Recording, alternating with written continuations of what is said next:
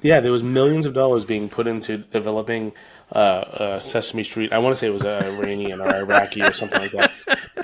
There was They there was all live in money. trash cans. Let's not give it up for everybody for Anthony Eugenio. We're gonna have a next time.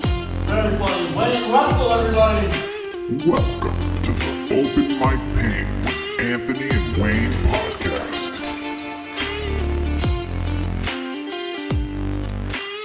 So, you're back. I'm back. Did you miss? Did you miss the Back, show? baby. I did, but it was a lot of fun. I get to listen as a fan, so it was kind of fun. Hashtag just a fan. Yep. Yeah, we are back in the saddle. How you got the neurovirus or whatever? It's one of those things. I had flu A, Flu A. which second year in a row I got it in January. Although this year it wasn't quite as bad. It was only 4 days instead of 6. Damn. Yeah, Wayne was out, and he showed that he didn't love us by not manning up. Couldn't do it. Couldn't do it. Couldn't do I it. couldn't talk. I sounded like RFK. Hey, he's the man. He is the man. But Sometimes. A lot of the times. Sometimes he's like, you put on headphones and your balls will get cancer. You're like, RFK. Did you see this whole, there's a new documentary on HBO about the doctors who got JFK in, once he got shot. They were the first ones in Dallas to see him before he got shipped to DC. Really interesting. I've not seen that. Sounds up my alley, though. Yeah, it's great because they've never talked before all together, and they're all getting interviewed for this thing, and all of them unanimously are like, he got shot in the front, 100%. That's an entry hole. Because it does make sense.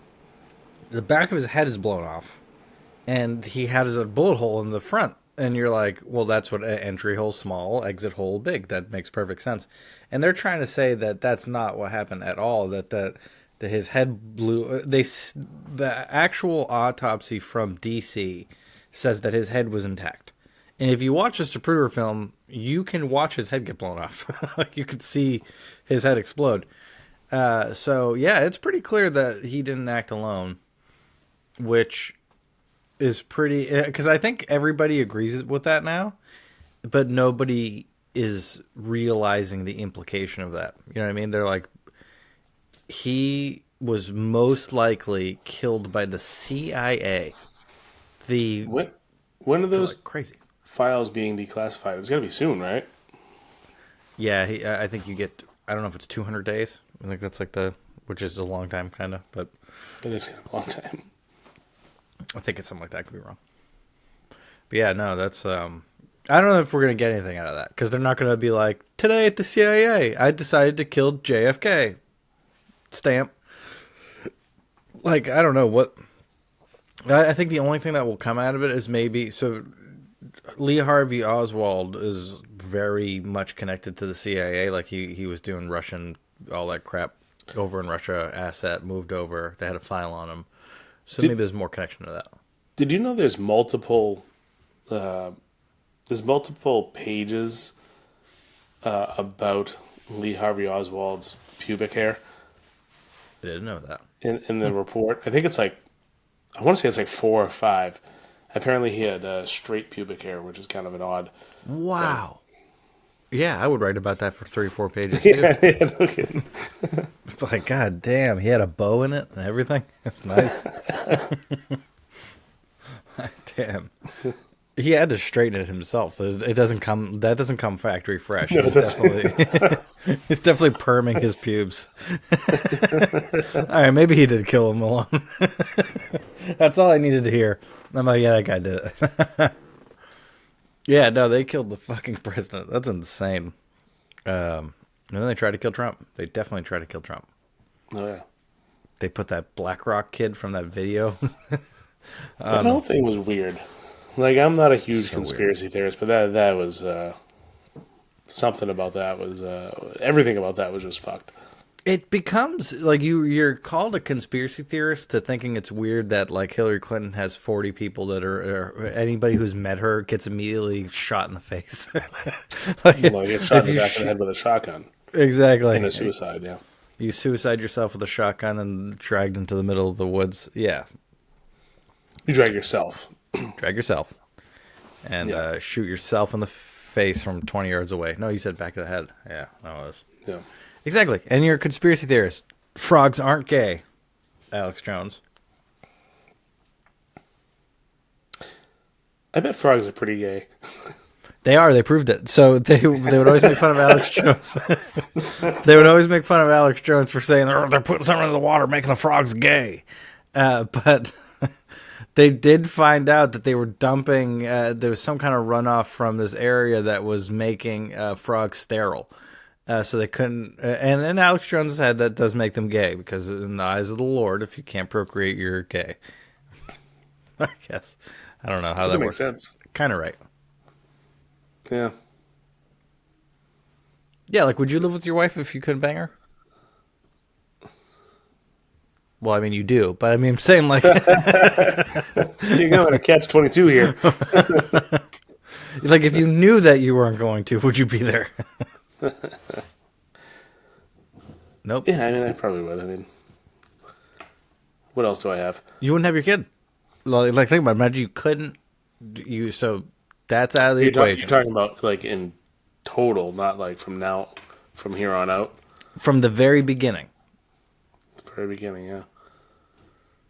I don't know. No way. You would be gay. You said I wouldn't have my kid, did you? Yeah, you couldn't because you can't be with your wife that way. Yeah. So it means that you just picked her for her, which nobody's doing that. None of us do. Nobody in the world's doing that. You would pick fucking, you would live with your friend from fucking college or something like that. I disagree. I think anybody on Love on the Spectrum is picking people for people. Yeah, I know, man. I'm not talking. Oh my god! Speaking of Love on the Spectrum, so this is a perfect segue. So I went to a gas station the other day, and this guy he was on the spectrum. That was at the attendant, for sure, pretty heavily. But hell yeah, man, get your job. Wear that fucking. He was wearing one of those vests that like neon radiate in the sun, so that you don't get hit by a car. But he was inside. Which I'm like, what are you worried about? But anyway, so he was behind the counter, and I was trying to use the tap, and the tap didn't work. And he was like, "You have to rub it on there, like you would a vagina." And he rubbed my car. And I said Jesus at the guy.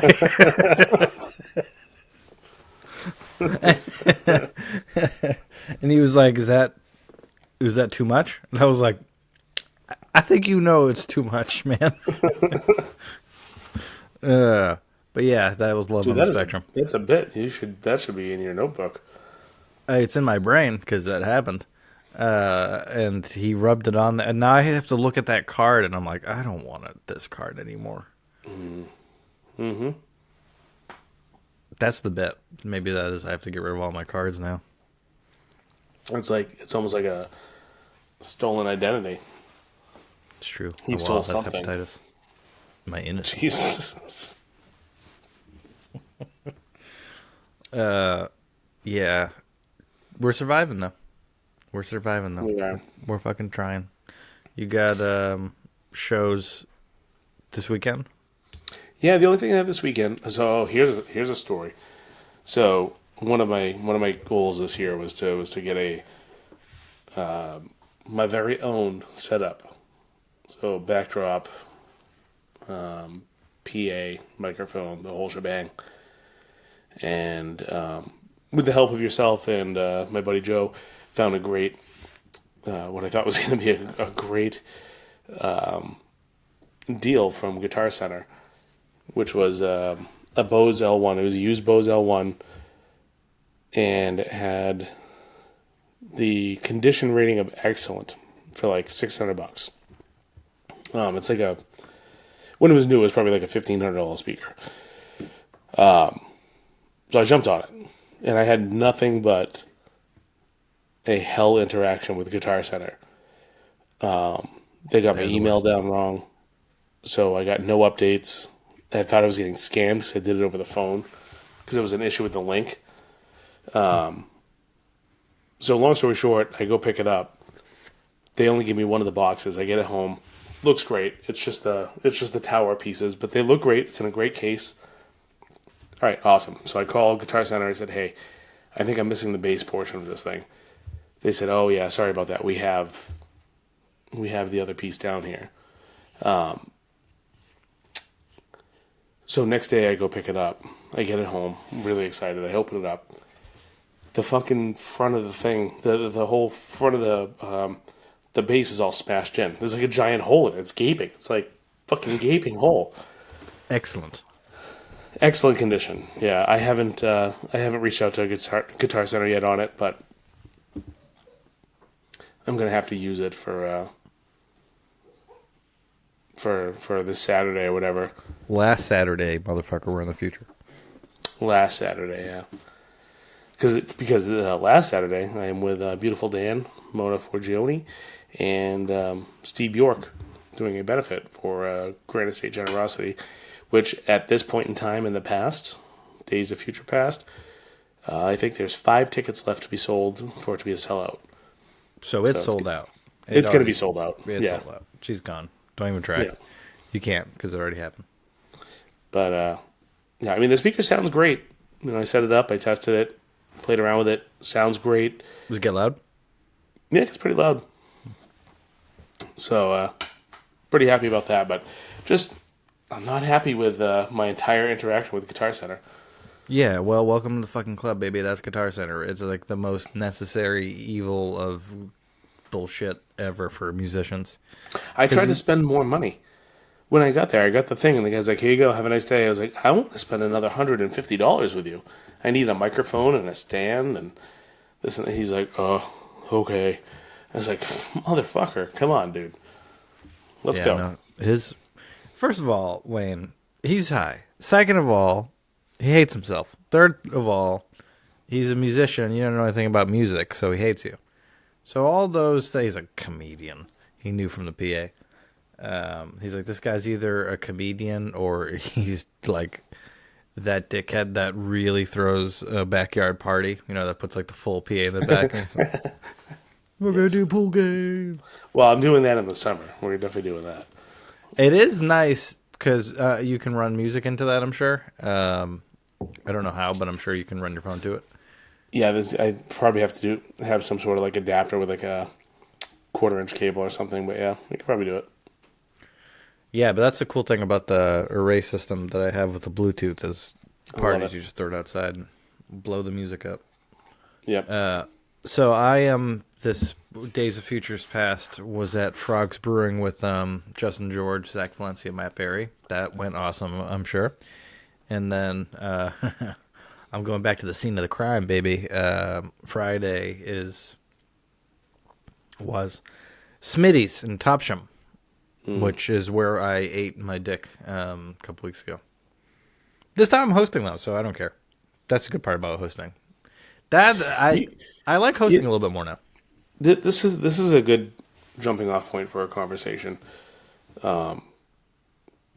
It's a similar fear I think we used to have starting out, where we didn't want to do the same material in the same spot. So if we went to the safe 3 times in a row, we didn't want to do the same 5-minute set, even if it was tweaked or whatever. And I kind of have that. I want to say I have that fear, because I've been doing like McHugh's in Portsmouth and the Waterview quite a bit the last couple months. But I was like, man, I don't want to do the same stuff. What if it's the same people? But I was like, you know what? It's not the same people.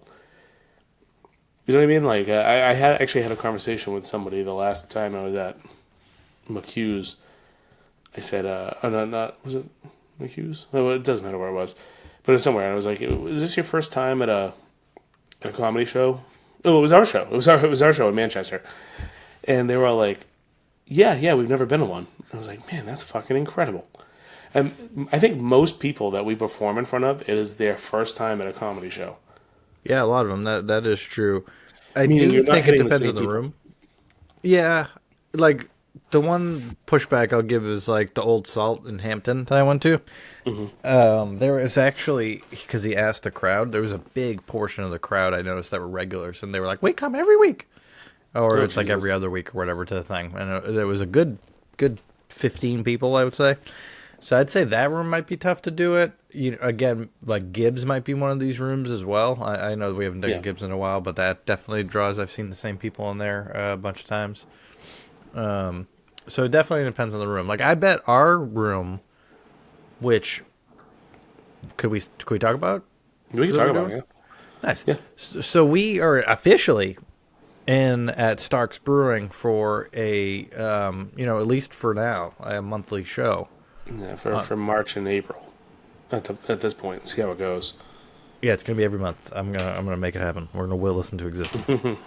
But yeah, we're hoping it to be a reoccurring show every month that we can put some good headliners in there. And that lends to your point of we can't do that one every month either because we'll also run out of material.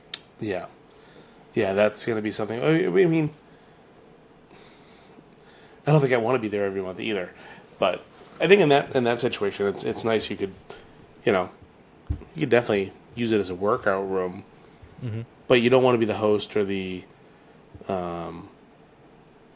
opener or feature every single time. But luckily, we have a good group of people surrounding us where we can rotate it, and it kind of gives people a reason to write new material and try to keep it fresh.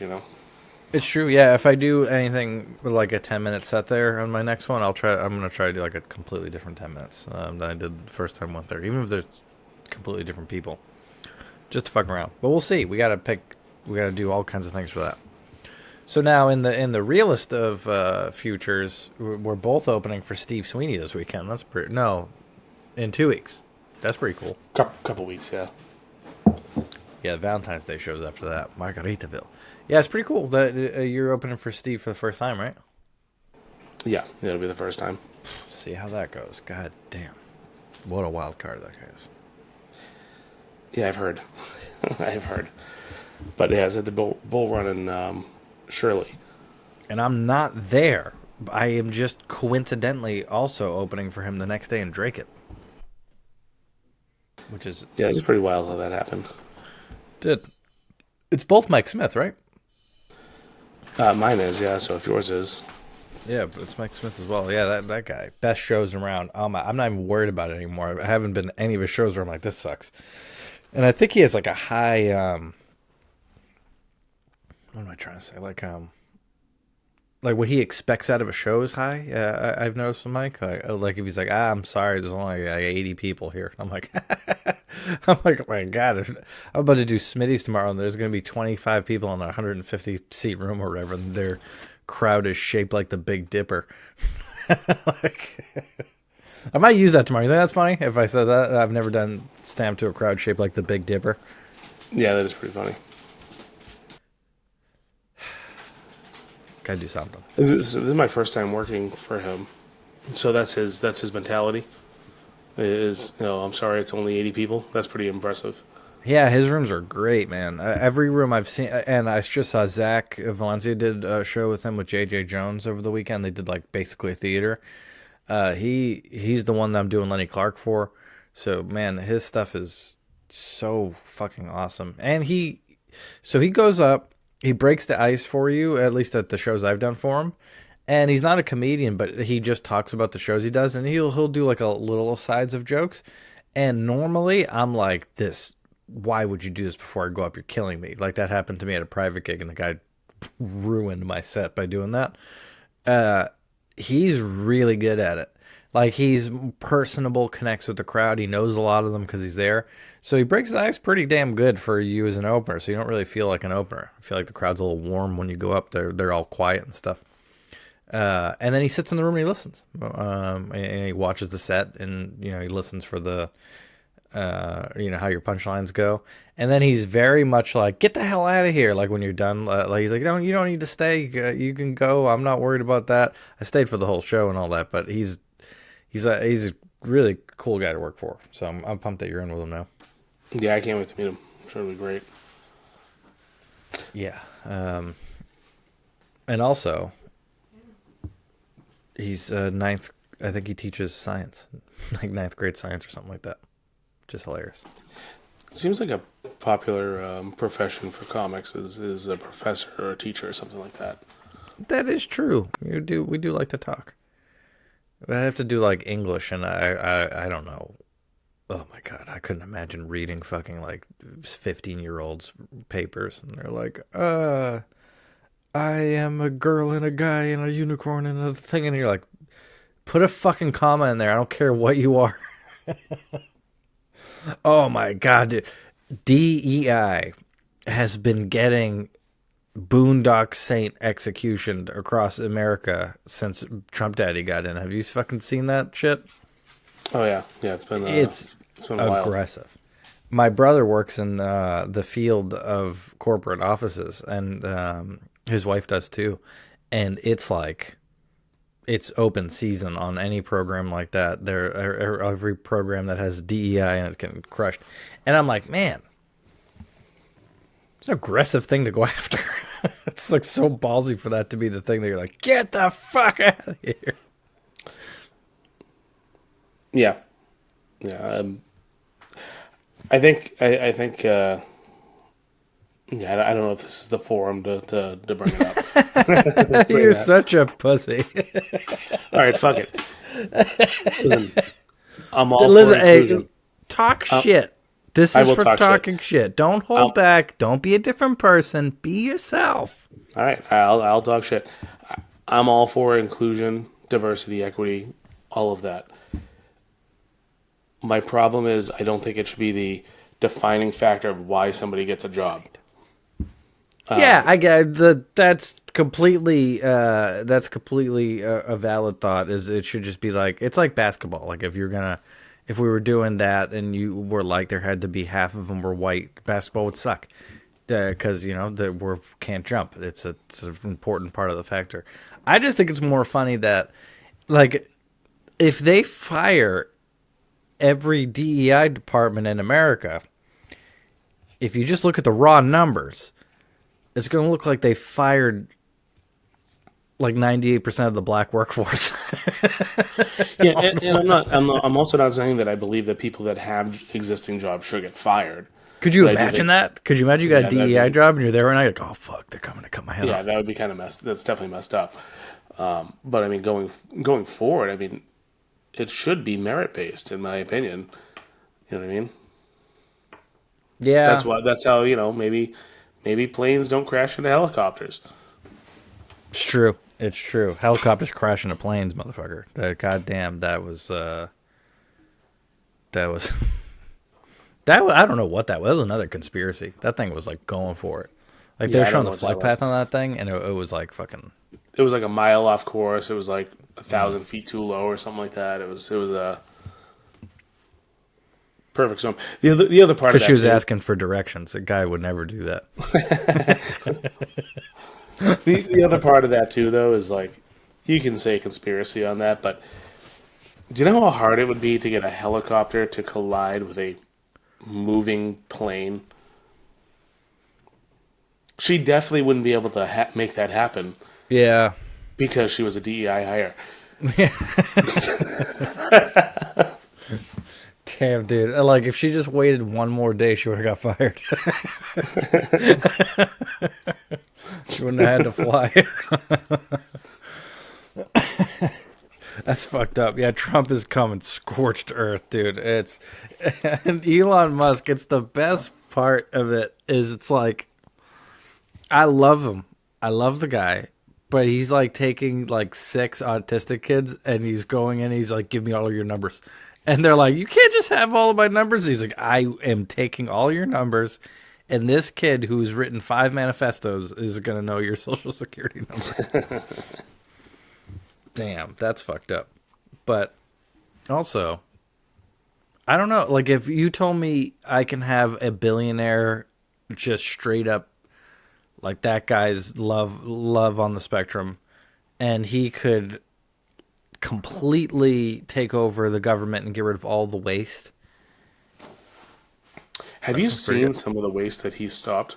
It's ridiculous. Yeah. It is crazy. I want some of that waste. I feel like we can get a couple $1,000,000 a piece and no one would ever care or know. Did you see the was it Iranian Sesame Street? It was like, yeah, there was millions of dollars being put into developing Sesame Street. I want to say it was Iranian or Iraqi or something like that. They all live in trash cans. there was millions of dollars going towards the study of getting ducks to quack in unison. There was $50 million in condoms going to Gaza. Well, they're Who's fucking. fucking? Yeah, who's fucking that much over there? They have to now. You got to repopulate, baby. Well, yeah. Well, I mean, you've got to repopulate. You don't need the condoms. I think that's why they probably didn't send them. That makes sense. Probably. Let that jizz fly, Gaza. Let it fly.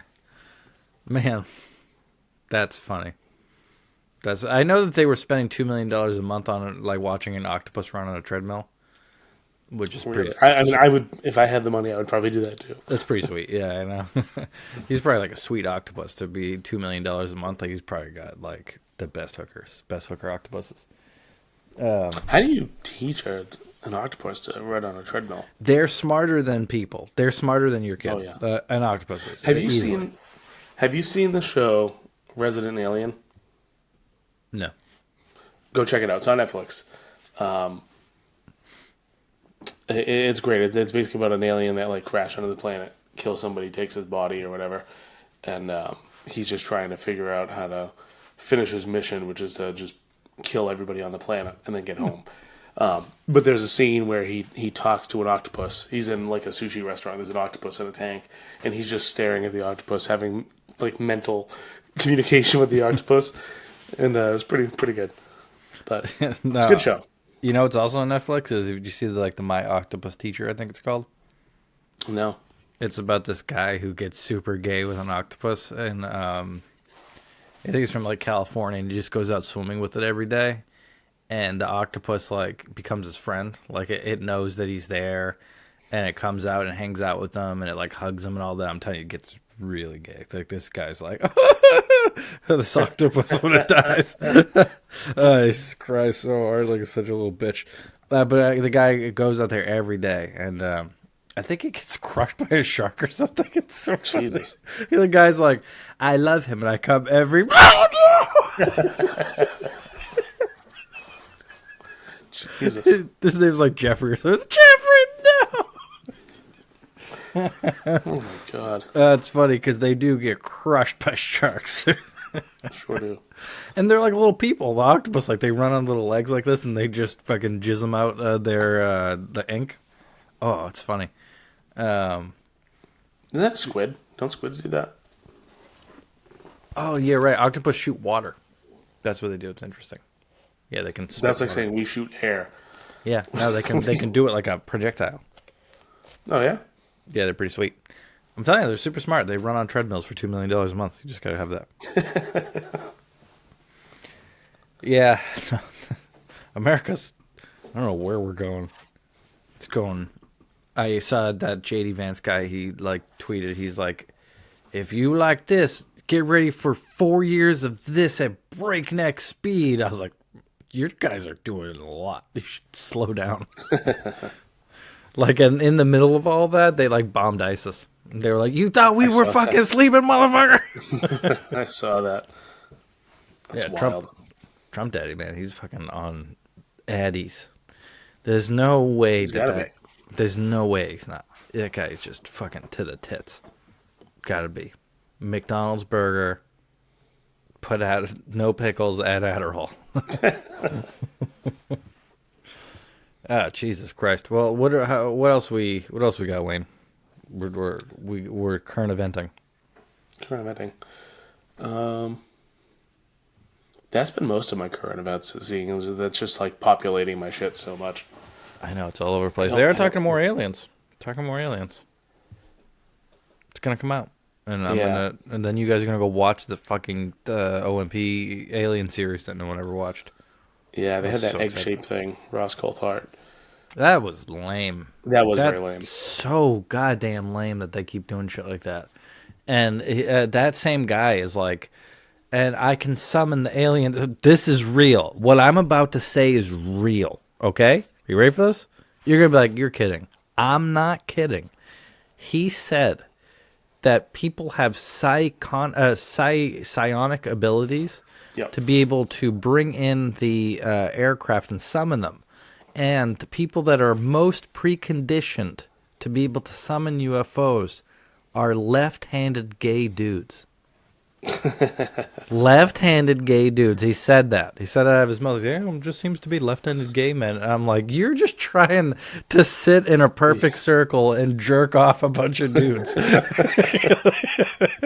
Again, I gotta be left-handed. That's a prerequisite. Gotta be gay. Come out to a field with me and jerk me off. I look at the sky. Yeah, this guy, this egg guy. Fuck. Yeah, they're killing me, dude, because I'm losing my alien powers. Like, Yeah, you've been losing that for a while. I'm out because they keep lying. And like Lou Elizondo, Big Daddy Lou, the guy who's like running the whole UFO shtick, like he's behind all these witnesses, and he's doing like he did the City Winery a couple weeks ago. And I'm like, motherfucker, we shouldn't be on the circuit. Like we shouldn't be on the same circuit together. You're supposed to be doing disclosure for us. You're not supposed to be entertaining people. So he's out there selling tickets to disclosure. If there's aliens, which now I don't know, it doesn't seem like there's not. And if there's not aliens, that means that we're in a simulation. Because there's no way that there's not fucking all these billions of stars and there's no life. Unless it's a simulation. Yeah, simulation I believe in. Mainly like the whole Neil deGrasse Tyson thing. We were talking about the odds of a civilization getting to the point where they can make simulations that are not recognizable from reality. And if you look at every possible outcome of that happening, there's more of those than there are real realities, I guess. Meaning that there's a bigger chance that we're in a simulation than the one single reality. I It's fucking completely, wild. I'm in on that. I'm so in on that. Because there's just like, there's no aliens. If you show me the body of an alien, I'm like, all right, then I don't know what's going on. There could be anything. But if you show me no body of an alien, I'm believing not in God. I'm believing in simulation. Because there's no chance. The universe is so big. And life is literally everywhere. Like you look at this bottle and it's full of life all over it. That is all over it.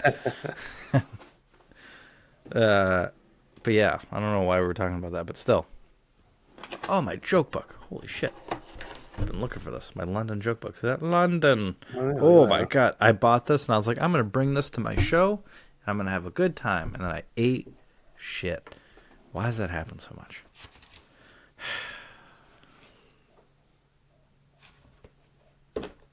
Your turn. Your turn to talk, Wayne. So we were talking about this earlier, and I'm going to breaking news here. I get a reply for the Boston Comedy Festival while we were talking. Oh, really? Yeah, and Damn, they you told should have me, said something in there. Yeah, I was gonna. I was tossing back and forth whether this was the appropriate place to say that I was told to eat shit. Oh, really? Yeah, that's all right. Hey, maybe next year. What did they say?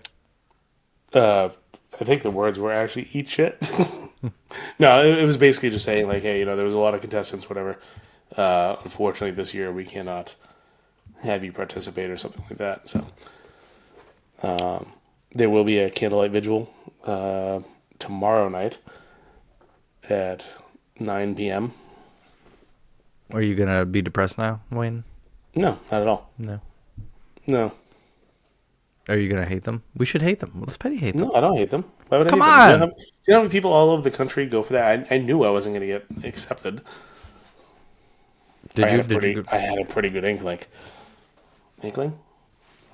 We can't say any words wrong. You already have said a bunch of words wrong. Fucking NASA Jeremy there that works at. Yeah, he's not allowed to smoke. He came up to me at the Berlin, like, I know you're listening, Jeremy, you piece of shit.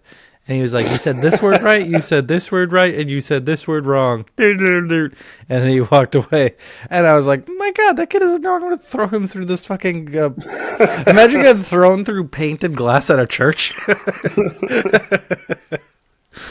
Yeah, so we can't say anything wrong because he's fucking fact-checking us. He's listening. I hope he's listening. I hope you're listening at NASA, Jeremy. I hope you're sitting there at your desk and there's an asteroid about to hit us, and instead you're listening to me talk about cum on a Powerade bottle. We get hit by an asteroid. That'd be good. You know what I've noticed? I wonder if you've noticed this, Wayne. Once you get to the point where your kid's like walking around, you're kind of cool with an asteroid hitting the Earth, or at least you. Right, Yes. like if someone was like, "You're gonna get hit by a bus tomorrow," if you said that before your kid was born, you'd be like, "I have so many things to do, so much things to accomplish." But now I'm like, right, pretty sweet. Yeah, I mean, some silence would be great. Yeah, forever, be awesome. Yeah, forever silence is fine too. I'm good with that. Just any form of it, I'm in. It is wild though that your body kind of feels that way, where it's like you procreated, so it's done now. Yeah, I don't know that was the turning point. Yeah, it wasn't the birth, because you're like, oh, I want to see him get old. It was just the second he could talk. And I was like, oh, I can die now. Die right now. Yeah, it's different when they can start moving, and then when they can start forming their thoughts, and they're stupid thoughts. They're dumb thoughts. They're not good thoughts. And when they start having those, you realize what a horrid mistake that you've made, unleashing that into the world. Yeah, you need to have kids in or the simulation stops. We gotta. That's really, we gotta keep it going. But I wonder, But what because if people only die because we run out of RAM, and they can't have that many simultaneous beings going at once, so they have to kill people off so new beings, because they get bored, kind of like a Tamagotchi. You're like, yeah, I kind of bored of you. I'm not cleaning up your poop anymore. I'm not feeding you. You can die in your own little digital hell. so you're saying this is a Matrix type scenario where all of us are actually people, but we're just like probably in a tank somewhere, and our brains are getting it. No, Because no, if what about not, The Sims? yeah. Because all right, so if you're going for The Sims, that means that only one of our, or maybe none of our experiences are actually real. So it doesn't matter. You don't have anybody simultaneously going. You would render that when you got to it. Really be like, you're the only person in the universe, and they're running a simulation for you. Everything around you is fake, and you're the only thing that's real. Maybe that. Because you think, therefore you are. That's Rene Descartes. Can't beat that. I think, therefore I am. What if that's just some gaslighting bullshit? Do we get gaslighted by Rene Descartes? I think we did. That gaslighting piece of shit. You can't say that anymore. That's out with DEI. Can't say gaslight. That's one of those terms. Was that a DEI term? I don't know, man. My wife gets me that shit all the time. I can't say shit anymore. Anytime I say something, she's like, "You're gaslighting me." I'm like, "Why don't what does that mean?" I think I gaslight you. I think the people would say that, I think you definitely do. right? Hurt Yeah. people hurt. Yeah, hurt people hurt. Shit. Shit. All right. Well, then we were running out of fucking steam here. That's all we got. Super Bowl. You give a shit about that? I talked about it with Justin because I knew you wouldn't. Because you. I don't. I did get a square. I got shitty numbers. I had 8 and 5. Really? Not the worst numbers I've ever had, but Those are the worst numbers you could ever have. it's not the worst I've ever had. But they're horrible. I mean, by the time this comes out, we'll know who won. So, I got nothing on that. Yeah, you don't know nor care. It's hard to. That's the thing. It's hard to current event with you because you don't. Not current event. It's hard to. What do you call it when you talk about movies and shows or sports or anything that's going on with that? I think Popular it's culture. converse. Yeah, it's true. It's hard to converse with you because you don't have conversable things. You're like, have you seen that they just transposed Willy Wonka the Chocolate Factory theme song into a super fast techno remix. I was like, I did not see that.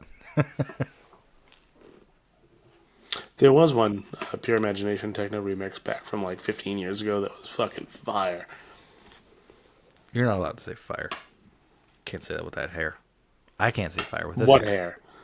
Exactly, that's what I'm saying. You gotta have Timothy Chalamet hair to say fire now, I think. Is that his name? According to So Nikki you don't Glaser, know. it is.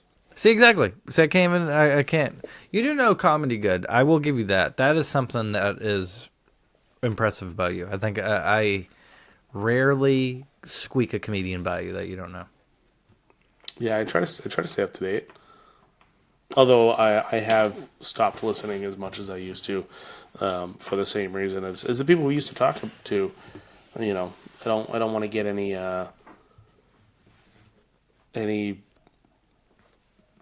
ideas that aren't mine That's dumb subconsciously. as fuck. That is dumb as fuck. Everybody says it, but that's dumb as shit. You think so? Yeah. You could not steal joke. Like, whenever I write a joke, like, meaning, I know you're going to sometimes write the same joke as other people, but I don't think when I accidentally, like when I ripped off Louis, I didn't say it out loud, but when I wrote that joke about my dad being subtly racist and Louis has a joke about being subtly racist, that's just happenstance. You're going to write the same jokes than before, whether you heard it or not. But if you listen to comics, you might be able to get a structure of a joke that is like, oh, I never knew. Like, you can learn how to tell a joke differently. And that's not stealing, because you make it your own by implementing a structure which everybody uses, for a completely different premise. So I'm not saying it's important to watch comedy, like you should go do it, but I'm also not one of the people that are like, it'll hurt you to watch it. Like, I think it'd be beneficial 100 out of 100 times for us bad comedians to watch good comedians. Because you got to see how they do it. Like, this guy made it. This is the type of jokes that he did to make it. That means that, you can compare your stuff to it as far as quality. Like, I was sending you the Shane Gillis set the other day. Yeah. He was doing it, like, when he was 7 years in. He was doing a record store. Felt like a show we would do. And I learned a lot from watching that. Like, that, how to... Just things that you wouldn't know before you start comedy. Like, he was doing topical stuff about the place, shitting on it. Saying he was going to beat the shit out of everybody. He could beat the shit out and bully everybody that shops in the store. But he brought that into a joke that he has about how he cries when he fights. Yeah. And it was seamless. It was so good. And we don't do that. If I'm crowd working and I'm saying something about the venue or anything, and then I go into my jokes, it's like, I'm going into those jokes. You can fucking... It's obvious. So I think I wouldn't have learned that without watching. That's true. That's true. I agree. You're not supposed to agree, you piece of shit. We're supposed to fight. No. I've been working on adding lines into my shit that is more conversational. I gotta do that. I also gotta write. I got this idea for my substitute teacher joke that I have. So the premise, the idea is if you have kids, I don't think that you should hit them, but I think somebody should hit them. I love that line to open a joke, because I have to try it with like real good crowds, because I haven't done it in a real show yet. I've only done it like open the 19 card there. So I want. Oh, did you fuck yourself there? Talk? No, I don't know what happened. Oh, you're good? Sorry, your screen went blank. So anyways, the joke. If you have kids, I don't think that you should hit them, but I think somebody should hit them. And then I say teachers used to be able to hit kids and nuns and stuff like that, but then those bitches went crazy. They did too much. We had to take it away. But we shouldn't throw the baby out with the bathwater. We should create structure to this. Like, what if we let substitute teachers hit kids? Because then you would only be hitting kids a couple times a year. And so the finale of the jokes, I basically say, again, we should have rules. Like, if you're an elderly substitute teacher, you should be allowed to kill a kid. And then I say, and if it's your first day as a substitute teacher, your very first day, you should have to kill a kid. So that's the how I wrote the joke, which I like the idea of it. You know, I think it's a funny, silly joke that will work. But I'm going to try to talk more about the elderly lady and the substitute teacher on this first day. Like, talk about them after I say it. Like, can you imagine dressing up that old lady like the Grim Reaper and sending her down the hallway and she's just like whispering to kids' ears like, you. Like, I think that'd be a funny thing to say after I say that part. And then I don't know if this is going to work, and I'm really nervous about trying it, but the idea with the first day substitute teachers, like, could you imagine like all day you realize you have to pick one of these fucking kids to kill? And then I want to take the mic stand and like earlier in the set, like when I go to move it, loosen it so that it goes up and down and have it low. And I can bring it over and grab the head of it and move it up and down to pretend it's a kid. Mm-hmm. And just like imagine a kid comes up to you and he's like, I did all the work on the syllabus, and move the thing upside down, and you look at him and you go, okay, this one. And then you go down, and I want to just strangle the thing like for a long time, like push my hair over my face like this. I'm like, they told me, and then leave the mic stand on the ground when I stand up so it looks like a body. And then say, so 7's a prime number. And then start teaching. I think that could be funny, but I am super nervous about fucking strangling a mic stand and no one laughing. Could you imagine how fucking lame that'd be? I think it's how much we get into it is whether or not it's going to work. I got to really sell it, right? Yep. Do you think it's a good idea, though? That whole, like, extending it out to talk more about that? Yeah, definitely try it, yeah. I love the Grim Reaper, that thing. Yeah. Dress her up like the Grim Reaper. There we go. Yeah, I blew the whole bit on here, but I don't care. I was listening to Matt and Shane's Secret Podcast. I've been a big Shane Gillis kick lately. He's really inspirational. First of all, how was he? They said the wildest shit on their podcast when they first started. Oh my God. That is like, I was like, whew. Like, I saw what he got canceled for, and I'm like, they didn't listen enough, because that's like the tamest thing that he's ever said on that podcast. But anyways, they talk about bits all the time. And they talk about and they explain the bit, and it's bits that he did in a special later. Yeah. So nobody cares. We should be more upfront on that. Like, I prefer like the first year of the podcast, I'm like, we can't blow the bits. No one will want to hear them. It's like 12 people are listening, and they don't care. Yeah, and nobody's listening. Yeah, hey, listen, they had, I think it was like 5 years or something that they did their podcast and no one listened. They got no views. They were talking about no views like 7 years in. I was listening to them. And then they just like, it was Shane Gillis he moved to New York. And you can hear the podcast transition when he's moving to New York, which is amazing. They're talking about it. And he's talking about how fucking, like, he's doing a couple headlining gigs in Philly and he hates his life and all that stuff. He's living with his parents, and he moves to New York. And within a year, he gets Just for Laughs Festival, an agent, and he gets SNL. You know how that went, but he gets all that in 1 year of moving to New York, which is depressing, isn't it? Does that depress you? Maybe this would be a good thing to wrap it up on, is talking about how it feels like you have to move in order, if you wanted to do this in a way that is super successful. Yeah, because I think not everybody has that option. You kind of have to have no strings attached to do something like that. Everybody has that option. You could just leave. You could just leave. But isn't it like, to me, it would be like, why can't you get just as famous in Boston as you can in New York? I mean, the answer is all the famous comedians are in New York, and you have to be around them to know them, to be in their circle, to move up the ladder. That's that easy. So that does make sense, but it is a bummer sometimes to think about when you're like, man, I would love to do this full time, but you're like, is the ceiling that you're doing the same thing that we're doing now, just at a headliner level around here? You're like, how do you get to that other level where you're doing road gigs and like you can do the weekends and stuff like that in places? It's like, got to be from New York or LA or Austin. Someday, Wayne. Leave our families.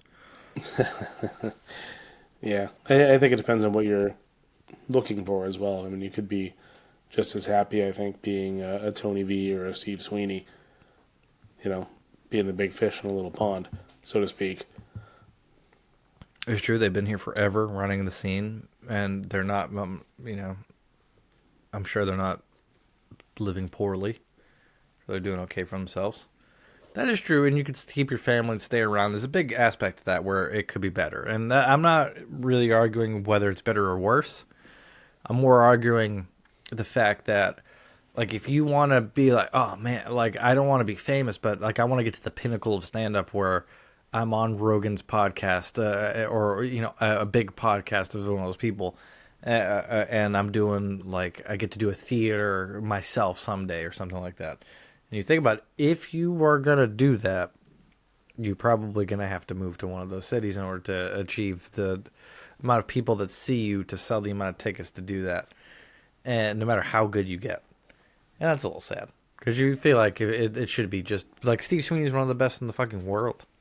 And he is famous, but he's not, he's not in the top pantheon of performers in the United States right now getting paid. Yeah. He's here. Yeah. I don't know. I think I'm pretty happy just being here. I don't know that, I don't know if that life's for me. You know what I mean? Success? Yeah, I know. Yeah. I get that. Yeah. I don't know. It's again, when you start though, you're like, man, Dane Cook's from here, and Louis from here, and Bill Burr's from here, and Patrice is from here, and you name all the people. You're like, that's crazy. Like we could do it too. And like every single one of them moved to New York. We're gonna do it. And it's cool though to know that that's you can, when you first start stand up, you're like, I have no idea what the roadblock to do any of this is, and I got to figure it out, and it's there. Now we got kind of a better idea. You still, if you want to do this, get to the point where you think you've got like an hour of good material, and then go do 5 minutes a night in New York until someone knows you. Yeah. I'm gonna do that. Yeah, it's a crazy industry when you think about it. Imagine if you had to do that to like work at McDonald's. You just had to go like flip burgers on stage for free. 34 seconds a night until somebody's like, "Man, that guy can flip a fucking burger." God, that guy just does dick burger jokes. Yeah. Yeah, I don't know. I want to know, because I feel like, again, listening to the Shane Gillis podcast, where they were in our shoes, but the way they talked about it was different. They were talking about it like, oh, we're poor as shit right now, but they didn't think they were going to be successful. They were more like, but that's what you do to try to get to the next level. They're gigging every day. They're planning to leave Philly to try to get to New York and all that stuff. And it's just cool to see another way. Because when we get in our grind, we're just like, we're not thinking about any of that. We're just like, what's the next regional show to do? Mm-hmm. But it'd be cool. We should go for a weekend in New York just to do a couple shows there. Yeah, that'd be cool. I mean, think about how close, like it's doable. And the fact that the best mecca of stand-up in the world is next to us. Pretty cool. Yeah, it's right there. It's really not that far. Not a bad drive. A few hours. It's not bad. Yep. One Tesla charge. If you're charging your Tesla, one charge. That's all you need to do. So at the open mic, at Berlin we just did, somebody went up and they were shitting all over Elon Musk and Teslas, saying that we got to drop the stock for them. And I said, which I thought was hilarious afterwards, is that the car drives itself. Like, I don't know if you know that, but there's not too many people I wouldn't align myself with evilly to get a car that drove itself. Like, I would tackle anybody kneeling during the national anthem if it got me a car that drove itself. Like, I would do anything like that. They didn't like it. They didn't like it. It's because they don't have one. That's why. What else is there? Yeah, it's lovely. You would definitely like if you saw what was going on in Russia, and you were like, that guy's horrible, but everybody got a full self-driving car, I'd let go of a lot of stuff, Wayne. Mm-hmm. I would turn my blind eye. This is really pattering out. I feel like you turn your blind eye no matter what. No, I don't think a self-driving car is that's not the line for you. Yeah, it's true. I'd be like, is there free food? If you could do anything you want to these people. But yeah, no, let's wrap this shit up. So we're gonna be this weekend. We're opening for Steve Sweeney, so I can't wait to tell you guys next weekend. Yeah. Fuck. It's I'm gonna be out. Yeah, a couple weeks out. We're gonna into the future. Days of Future's X-Men's Past. We're gonna be doing Steve Sweeney. That's gonna be the next one we're gonna talk about with excitement. Because in between then, I'm going to Margaritaville to fucking. That's gonna be tough. It's a Valentine's Day show, and I can't wait to hear about that. I know. I got like 8 jokes about my wife. Which I'm like, it's gonna be awkward to do this. And I have to because I got to do like 20 minutes. Let's see. Wait. Oh man, you hope I bomb. No, I don't. You hope. I don't. I'm really curious to hear how the second show there goes, because the first one we know how it went, just in general, not just my set, but Yeah, the tickets are selling, which is exciting. yeah. Hoping it's at least 100 people. That way I can. Yeah, you get another week of selling, so I'm sure you're at least going to double what you're at. Yeah, I think so too. So well, that's actually also the first time I'm going to take my family all together on a little trip, which is cool that stand-up did that. Would have never thought that'd be possible, but yeah, they got an indoor water park there, I'm told. Yep. So the kids really want to do the indoor water park, and my wife will do that. And then what's kind of clutch is that the show is going to be when my kid's about to go to bed. So my wife won't have to go to the show and awkwardly sit there while I'm like, this is a Valentine's Day show. Should I do jokes about only love? I don't got those. So be awkward if she was there. So she won't be, which would be great. And if I bomb, we'll talk about it, and it'll be funny.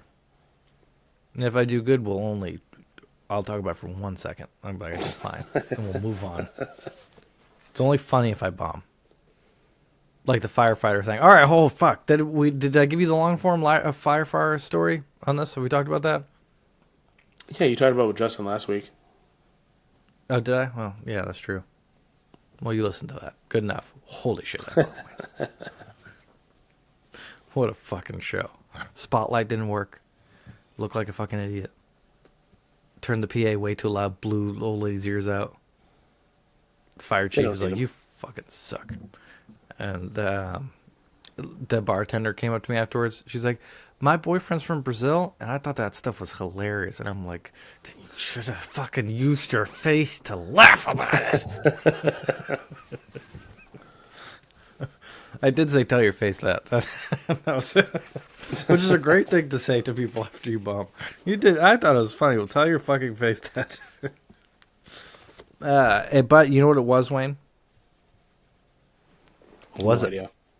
You don't know what it was?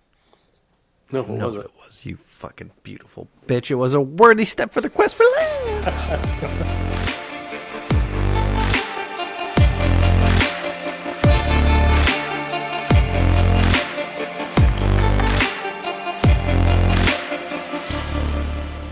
Did we get gaslighted by Rene Descartes?